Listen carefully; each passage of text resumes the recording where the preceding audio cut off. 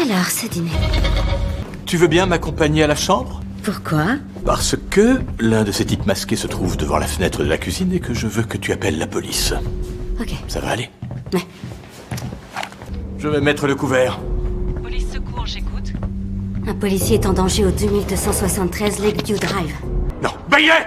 Bailey a entendu l'avertissement de Nolan et a esquivé. Les deux ont uni leurs forces pour repousser l'agresseur. Nolan s'inquiétait pour la sécurité des autres membres. Il a immédiatement passé un appel pour les prévenir. On doit prévenir tout le monde. S'ils sont venus ici, ça veut dire qu'ils peuvent aussi s'en prendre aux autres. Nila a répondu au téléphone et a vérifié les caméras de surveillance. Elle a découvert qu'un homme masqué s'était introduit dans la chambre du bébé. Quand elle est arrivée, l'enfant avait disparu. Elle s'est précipitée dehors. Mais l'homme masqué était déjà parti en voiture. Nila a commencé à paniquer. Les pleurs du bébé ont retenti.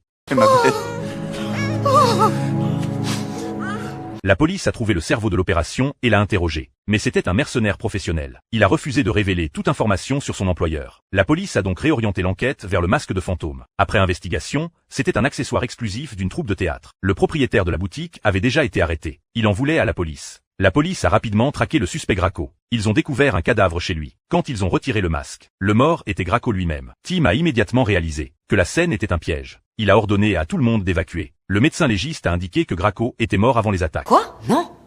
Pas encore. Si Graco était seulement un appât, la question qu'on doit se poser, c'est pourquoi Lucy had to do it. Que le tueur avait choisi le propriétaire du théâtre comme bouc émissaire. Ce qui signifie qu'ils avaient forcément un différent personnel. Donc ils n'avaient qu'à chercher. Qui avait des problèmes à la fois avec le propriétaire du théâtre et avec la police. Ils ont acculé le tueur dans le sous-sol. Et l'ont exhorté à se rendre. Mais très agité, il résistait fortement. En fait, il n'avait écopé que de 90 jours de prison pour maltraitance de personnes âgées.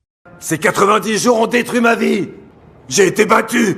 J'ai été obligé d'accepter des humiliations juste pour survivre. Ma mère est morte quand j'étais en prison. J'ai perdu mon boulot, ma maison. J'ai plus rien. De toute façon, c'est terminé. Non, je veux pas retourner en prison.